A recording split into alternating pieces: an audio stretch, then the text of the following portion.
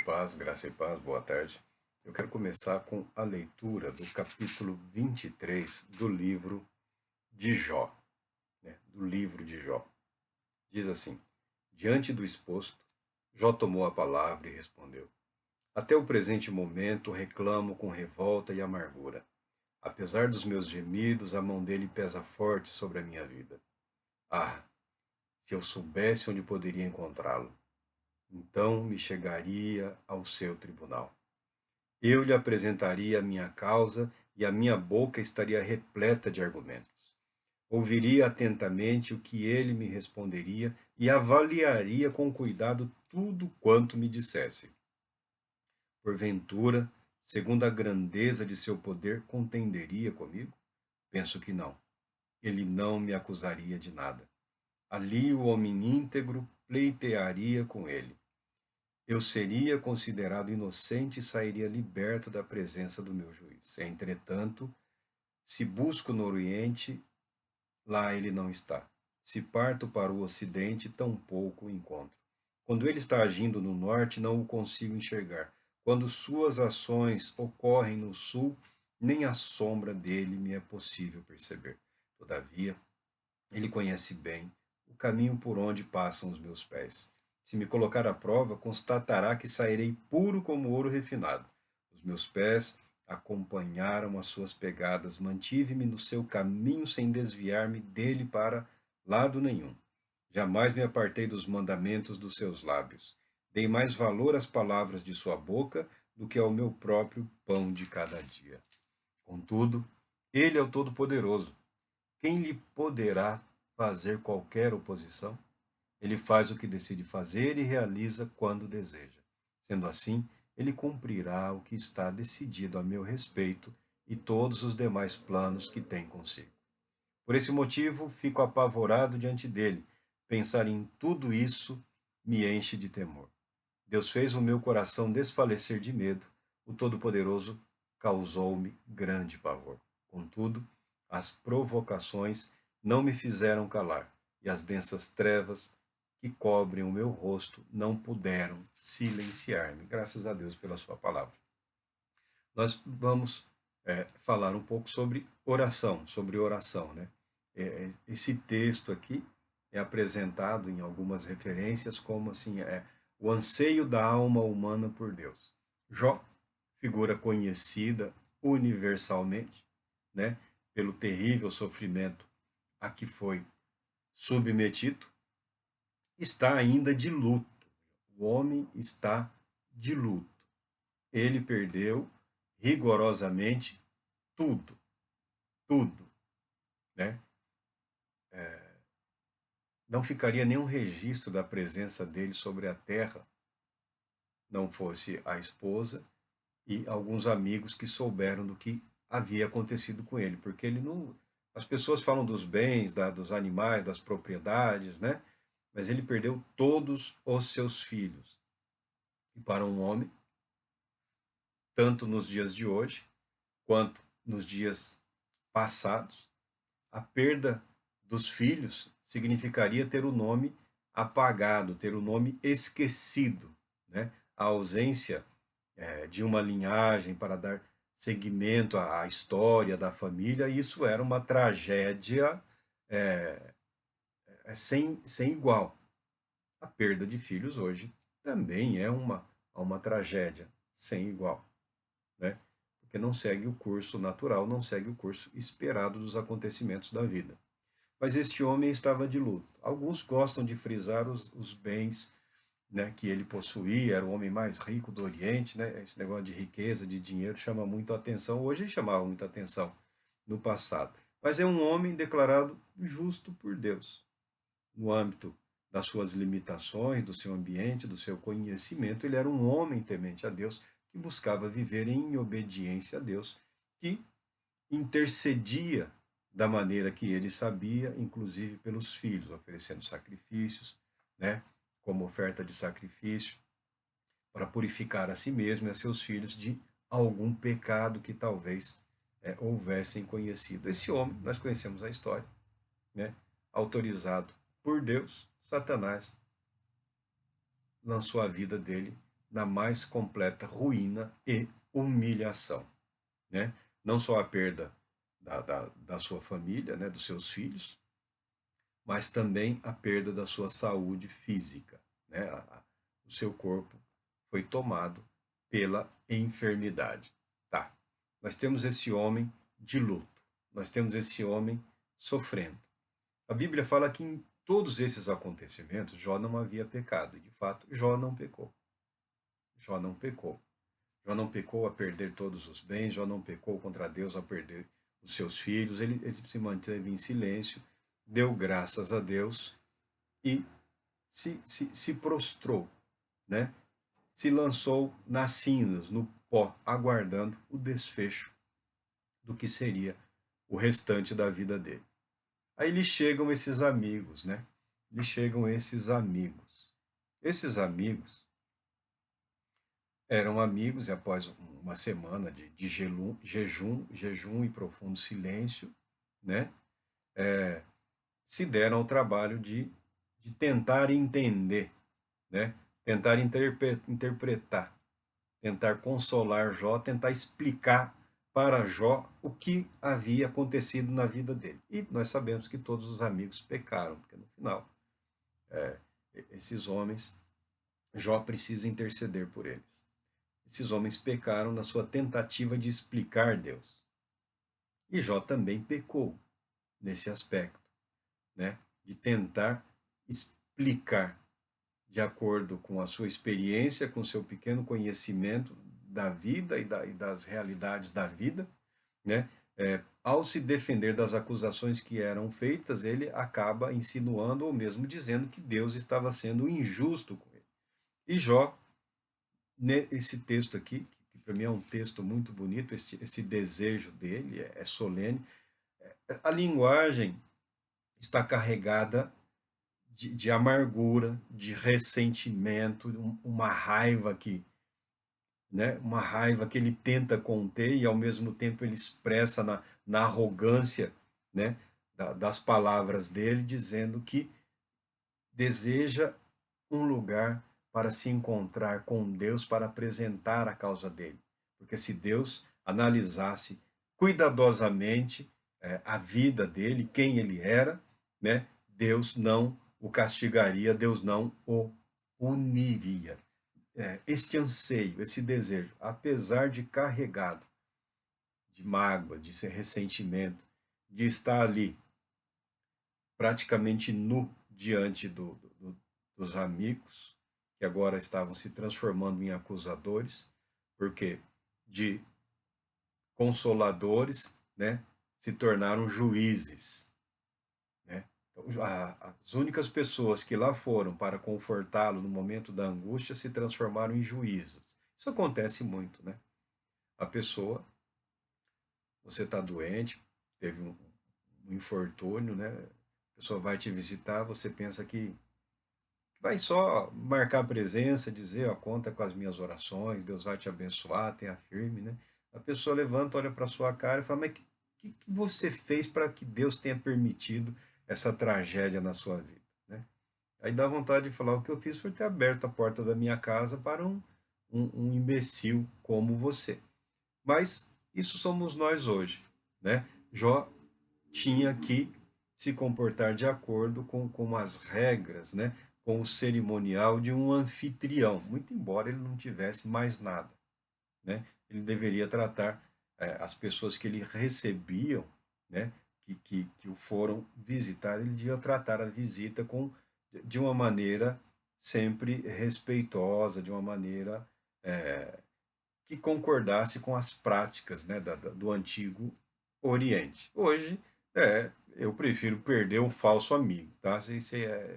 Tchau, até logo, filho. Vai viver sua vida, se afasta de mim, porque você não vai me contaminar com a sua doença, com a sua perplexidade, né? Se a pessoa não tem estrutura psicológica, emocional, espiritual para permanecer por algum tempo que seja, né, na companhia de alguém que está sofrendo, que está abalado pela morte, né, pela tragédia, né, pela dor intensa. Se você não tem estrutura para suportar aquele momento, não vá.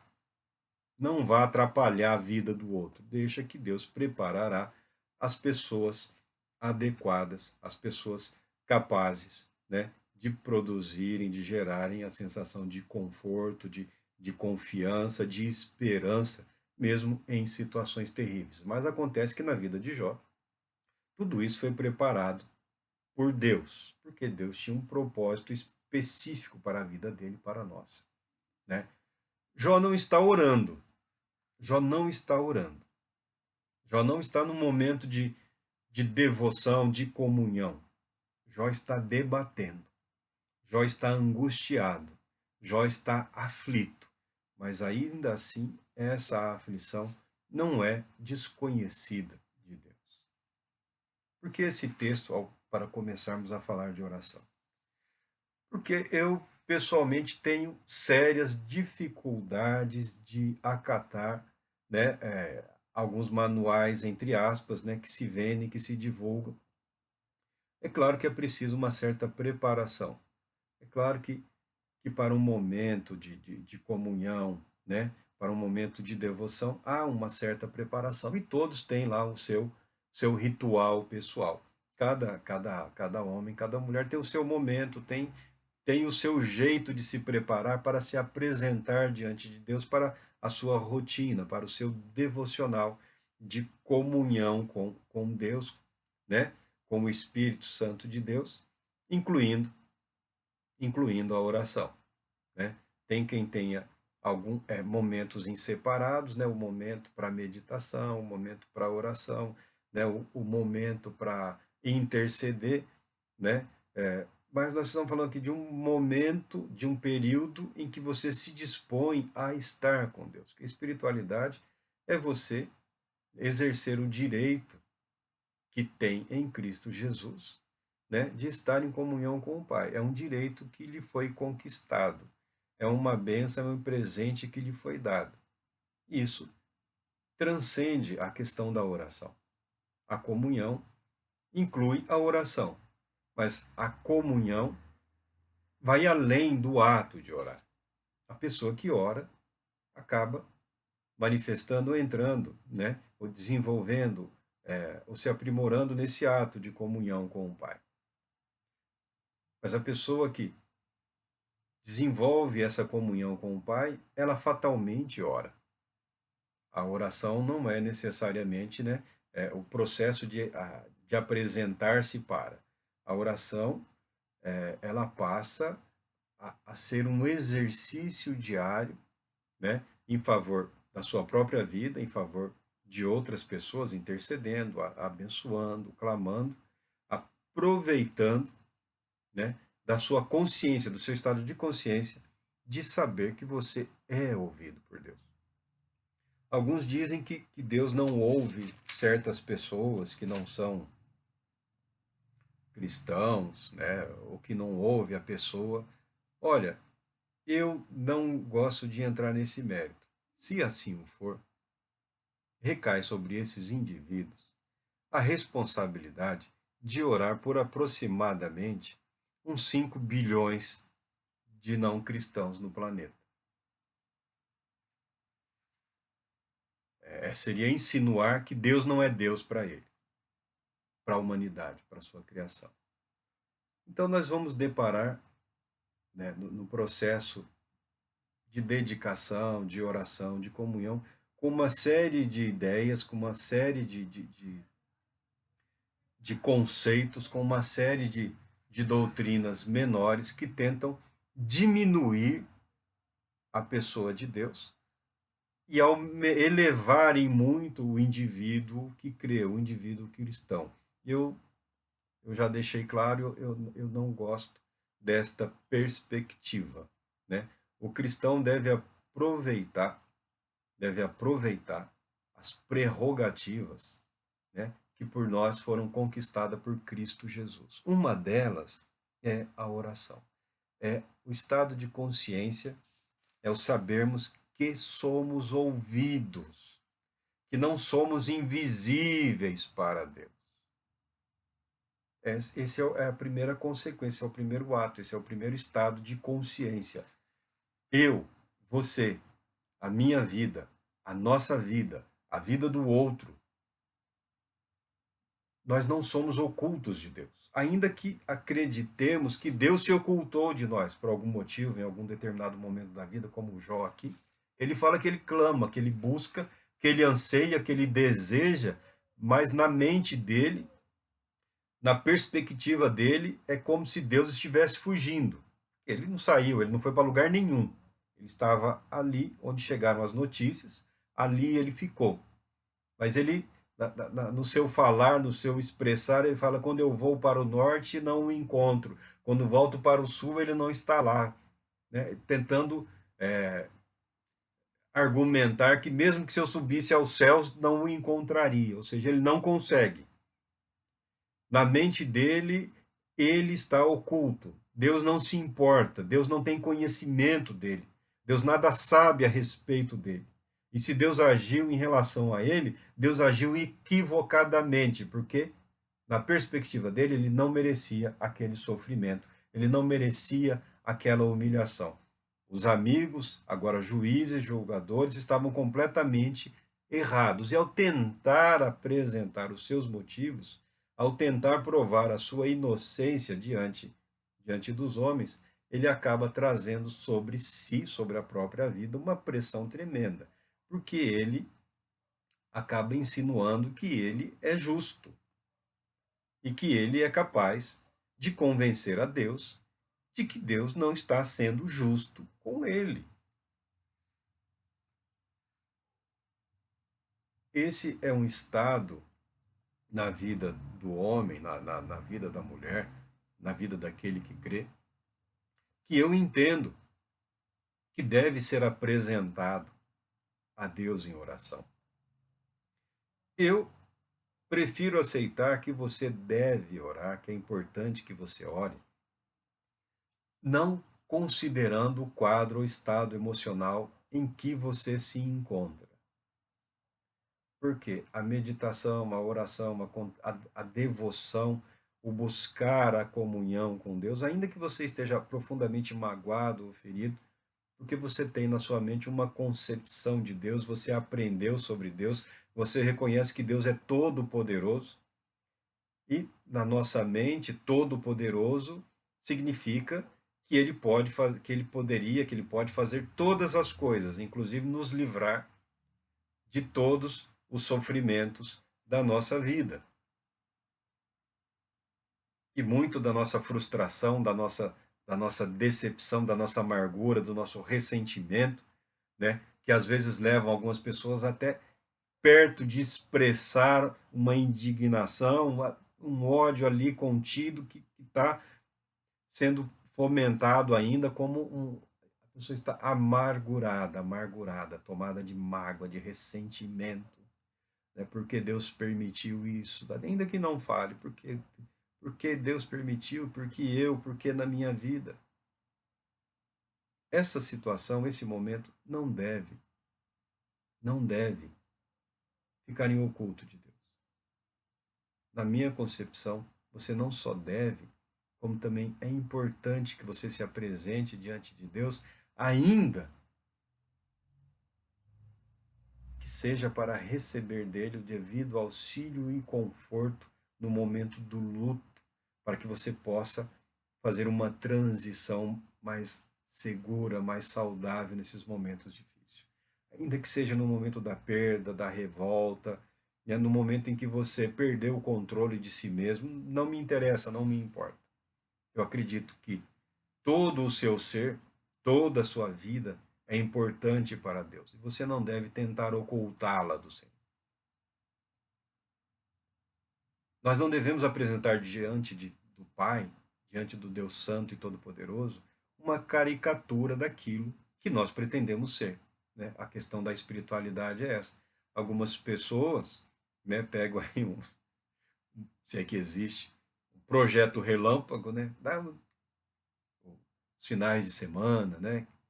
Uma semana, né? Tem uns projetos aí de 40 dias, que já é extraordinário, 40 dias, né? Que vão transformar a sua vida.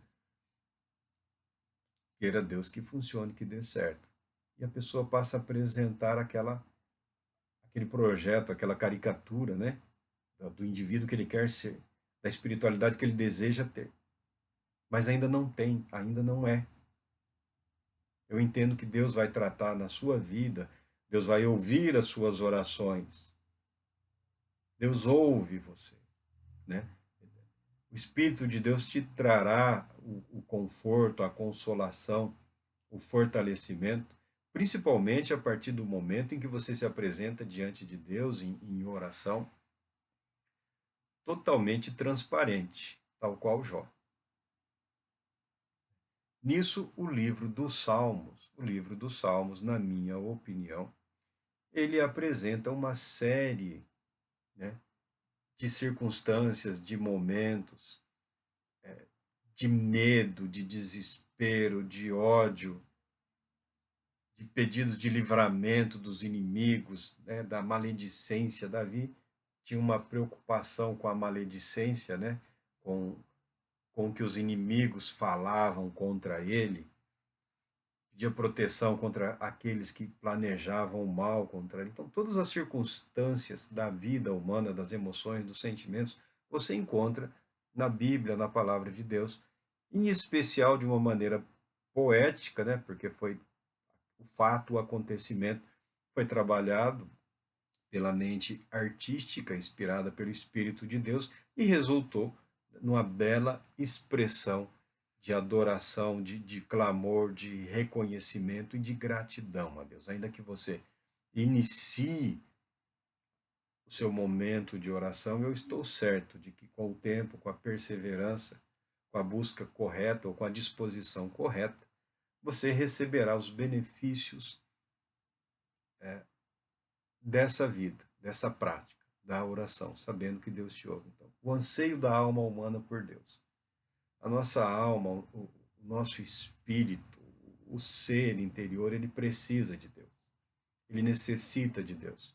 Quase todos os grandes embaraços na vida do ser humano é quando ele tenta substituir no seu íntimo, no seu ser, essa necessidade natural de Deus.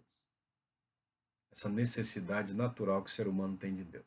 Aí a pessoa tenta suprir por outras coisas, né? Vai desde a alimentação, dinheiro, normalmente seja posse e reconhecimento, né? É o eu em primeiro lugar. Não é esse o caminho que se apresenta. Então, como introdução a esse momento de falar da, da oração e sua importância na espiritualidade cristã, eu peguei um dos piores momentos. Eu peguei um dos piores momentos da vida de Jó. Um dos momentos em que ele está expressando a sua angústia, a sua amargura, o seu desespero. Ao contrário de Jó, em algum momento, Jó clama. Em algum momento, a mente de Jó é iluminada e ele chega a falar: Eu sei que o meu redentor vive e por fim se levantará. E depois descamba. Mas nós sabemos que o nosso redentor vive. Ele se levantou sobre a terra e ele está à destra do Pai. E ele nos enviou o Espírito do Pai. Nós temos advogado. Jó clamava por um. Nós temos um advogado. Nós temos um advogado, nós temos um conselheiro, nós temos um amigo fiel. Nós temos a quem recorrer em toda e qualquer situação, em toda e qualquer circunstância. Talvez, se a pessoa tivesse apresentado diante de Deus a situação em que se encontrava no início do problema, não tivesse chegado a uma situação desesperadora no final. Então, aprenda a ser totalmente sincero diante de Deus em oração ao apresentar-se a Ele. Os manuais, as temáticas, os temas, as orientações falam muito dos métodos, né, da posição, como se orava, como se ora, em pé, de joelhos, prostrado, né, deitado, né, com o rosto no chão, quer dizer, é totalmente uma demonstração de total submissão. Não estamos preocupados com isso. Agora não estamos preocupados com isso nesse momento. O conteúdo da oração, a verdade. a verdade de quem você é, a verdade do que você está vivendo, a verdade do que se apresenta na sua mente como proposta de viver. Seja sincero, seja verdadeiro. A oração ela é também um dever de todo aquele que crê. Né? Em Crônicas já foi dito: olhem para o Senhor e para a sua força, busquem sempre a sua face. O salmista fala: recorram ao Senhor e ao seu poder, busquem sempre a sua presença. Isaías fala: busquem o Senhor enquanto é possível achá-lo, clamem por ele enquanto está perto. Jeremias, nas Lamentações, ele escreveu: levantemos o coração e as mãos para Deus, que está nos céus, e digamos: levantemos as mãos. Oséias: preparem o que vão dizer e voltem para o Senhor. Peçam-lhe: perdoa todos os nossos pecados e por misericórdia recebe-nos para que te ofereçamos o fruto dos nossos lábios. Oséias é fascinante. Nesse ponto aqui, Oséias, eu vou pegar o conselho de Oséias. Né? Uma preparação, como disse aqui, antes da oração, ela é bastante interessante. Né, Oséias? Preparem o que vão dizer e voltem para o Senhor. Eu até tenho uma agenda de oração. Muitas pessoas têm um programa, alguns têm um programa de oração, e nesse programa de oração incluem-se diversas áreas da vida do indivíduo, né? A oração por si mesmo, a oração de comunhão, a oração de intercessão por outras pessoas. Então, é interessante que na nossa preparação, você fala: Marco, mas eu já não tenho tempo, você ainda fala que eu tenho que me preparar para orar. Faz parte do processo a preparação. Imagina que você tem uma audiência aí, você consegue uma audiência aí com alguém importante, né? Ah, hoje fulano de tal abriu audiência, você foi escolhido, né, para se apresentar lá diante de uma pessoa, do rei. Vamos imaginar que nós temos um rei aqui. Né? O rei vai te receber em audiência. Ó, é hoje. Agora são 14h40, ele vai te receber às 17 horas. Você tem algum tempo. Então você vai se apresentar diante do rei para dizer o quê? Ah, estou aqui, majestade, prazer, né? Sala bonita, trono legal. Você como integrante, né?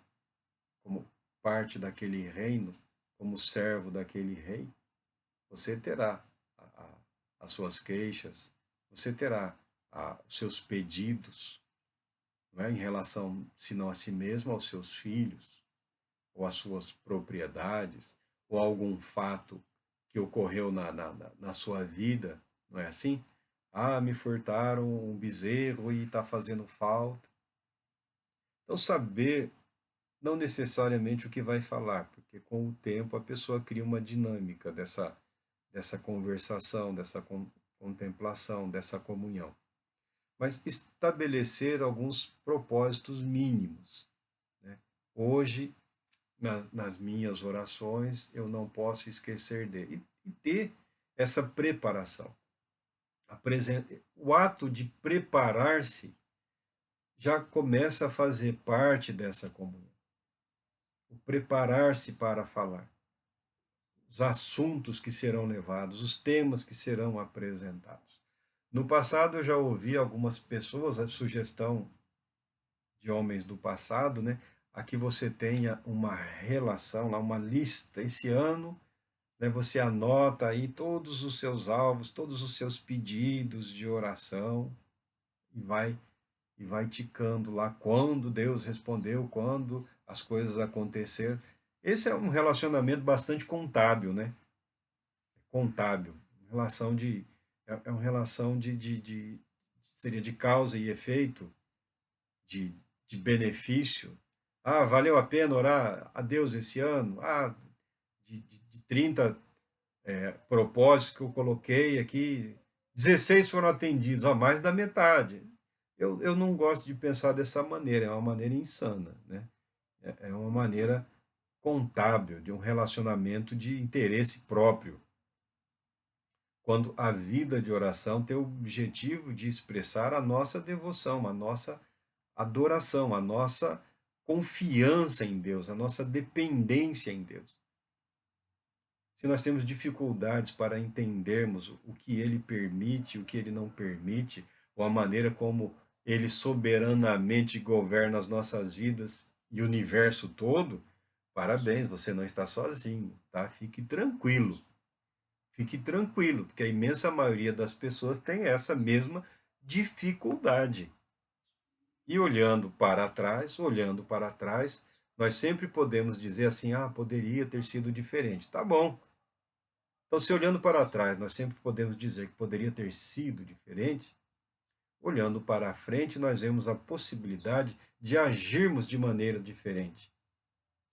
Agirmos com um posicionamento correto, adequado e escriturístico, segundo a palavra de Deus. E a vida de oração é parte disso. O universo é governado e regido por leis fixas, graças a Deus. Graças a Deus. Graças a Deus que o universo não é governado, não é sustentado, não é gerido ou administrado pelos nossos pensamentos, que são fúteis, que são pequenos. Já pensou? Seria o inferno.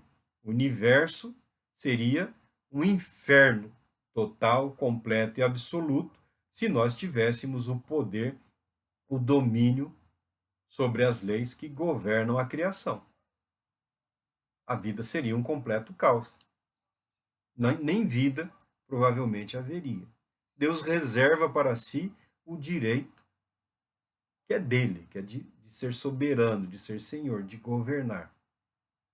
Mas se Deus é soberano e governa, por que eu preciso orar? Ainda que a oração não fosse capaz de proporcionar ou desencadear um ato de fé que resulta, em alguns momentos, em um milagre, em alguma intervenção, inclusive na natureza, na criação, ainda que não houvessem milagres, né? Ainda que milagres não ocorressem, a oração seria o ato de comunhão com o Pai.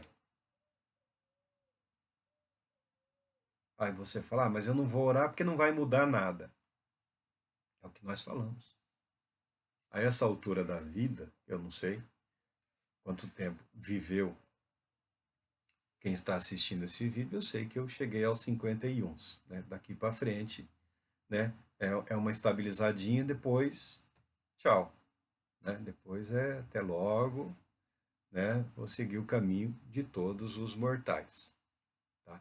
Mas uma coisa que eu aprendi, e se você que é esperto, é inteligente, já deve ter aprendido há muito tempo, na nossa vida, nas nossas relações pessoais, familiares, né, sociais, é até possível interferir na vida de outra pessoa. É até possível, né, você interferir de maneira positiva, ajudar, abençoar e tal. Mas até hoje eu não fui capaz de mudar absolutamente ninguém. Eu não fui capaz de transformar absolutamente ninguém. Eu não fui capaz de transformar ou moldar absolutamente nada segundo a minha vontade ou o meu querer. Eu tenho sido capaz de viver, de me relacionar, de me expressar, aprendendo a dominar os limites das conveniências sociais, pessoais, familiares e tudo mais. Eu aprendi isso, nós aprendemos isso, você certamente aprendeu isso muito mais cedo, muito antes. Eu não consigo mudar absolutamente nada na minha vida. Mas existe uma pessoa que eu consigo influenciar de maneira positiva a ponto de gerar uma transformação, uma nova dinâmica, um novo propósito. Quem? Eu. A partir do momento em que eu me disponho a me submeter à vontade de Deus. Já que você chegou à conclusão que não vai conseguir mudar nada, eu não penso assim. Eu acredito que as bênçãos decorrentes da oração, elas acontecem. Mas ainda que você pense que não vai mudar nada, que você está falando de si mesmo. Você está falando da sua vida. Ah, mas se eu não trabalhar, claro que tem que trabalhar. Já que você descobriu que você não consegue realizar nenhum milagre, você pode permitir que a oração cumpra o seu propósito, de, de manter esse vínculo de comunhão criado pelo Espírito Santo com o Filho com o Pai com o Espírito, e nós incluídos nesse relacionamento. Isso vai mudar você. Isso tem mudado a minha vida, isso tem moldado a minha vida. Aos poucos, esse processo, a, a dinâmica de espiritualidade, do desenvolvimento, eu não estou escrevendo um livro, é uma proposta de uma vida. Então, quando você aprende a colocar a sua vida nessa dinâmica, você percebe que é um modo de viver, é uma maneira de viver, é uma concepção da realidade da fé em Cristo Jesus. E na dinâmica da vida de oração, nos momentos de oração, como tudo nessa vida, como tudo nesse mundo, a organização acaba se tornando importante. Então, Oséias aqui, meus olhos estão passando por vários temas, por vários versículos.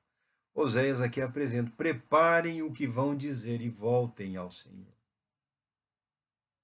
Não se apresenta diante de Deus tolamente, como se fosse uma. Nós não suportamos mais. A igreja não é capaz mais de suportar tanta brincadeira, tanto espetáculo deprimente.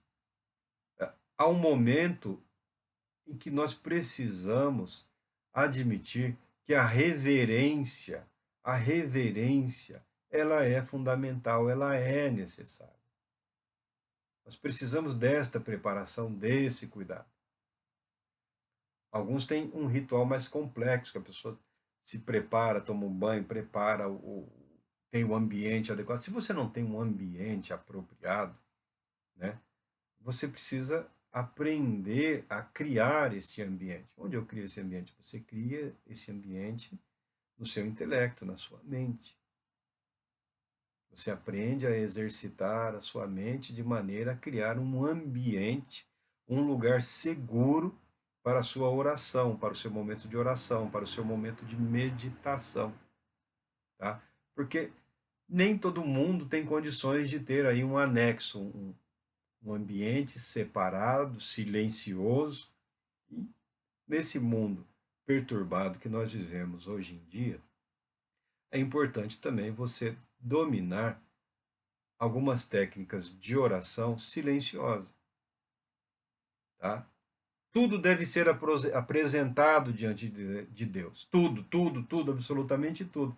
Mas nem tudo precisa ser pronunciado próximo aos homens, aos ambientes, às pessoas. Tá? Você não precisa, você não deve expor a sua intimidade, a sua espiritualidade, a essência do seu ser, né? A sua busca, o seu clamor a ninguém a não ser a Deus. Se existir o ambiente apropriado em que isso é possível, excelente. Do contrário, é interessante que o cristão aprenda a exercitar a oração silenciosa, a dominar a própria mente, né, para orar silenciosamente, porque Deus a tudo perscruta, sonda, sabe, conhece. E esse exercício de controle dos pensamentos para o período, para o tempo de oração, é uma das disciplinas da espiritualidade.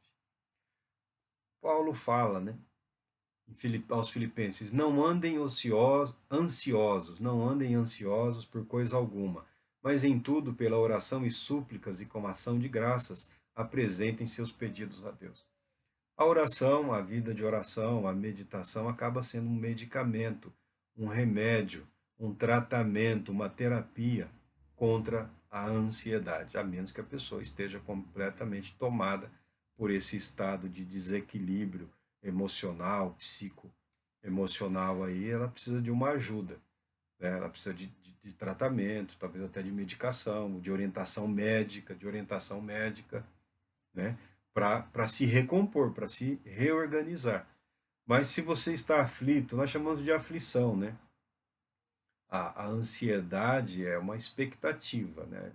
A pessoa está e além de uma expectativa, a ansiedade ela é a espécie de prima do medo. Ah, meu Deus, será que vai dar certo?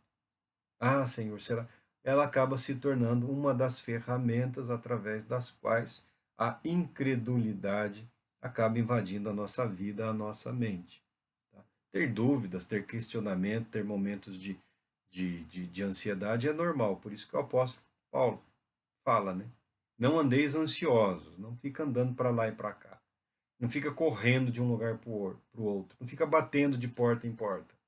Você não precisa ler todos os livros da face da terra, né? Você não precisa ouvir todas as pregações sobre esse tema.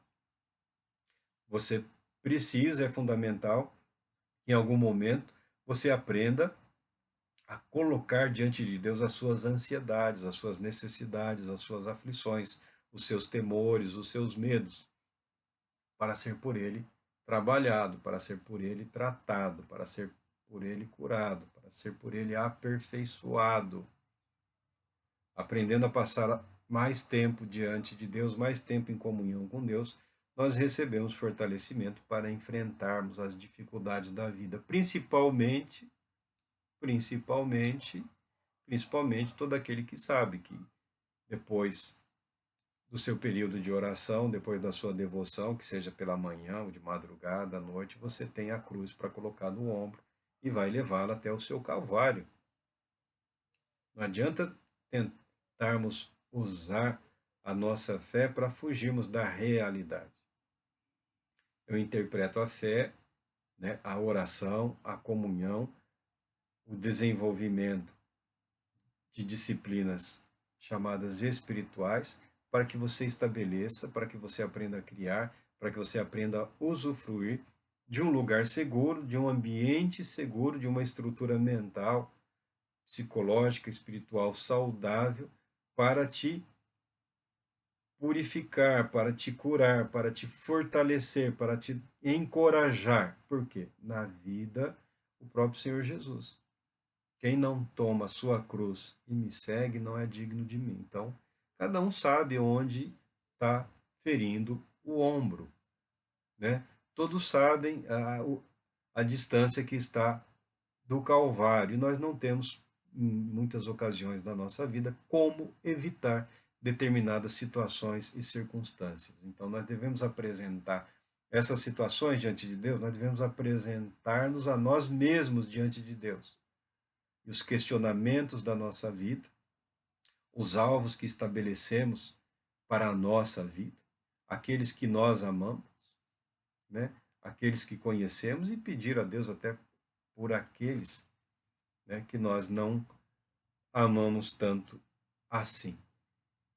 Paulo continua dizendo: dediquem-se à oração, estejam alertas e sejam agradecidos. E diz depois: orem continuamente, orem sem cessar. Não está falando aqui de 24 horas de uma pessoa orando ou uma semana inteira, tá? Isso é humanamente impossível. Impossível.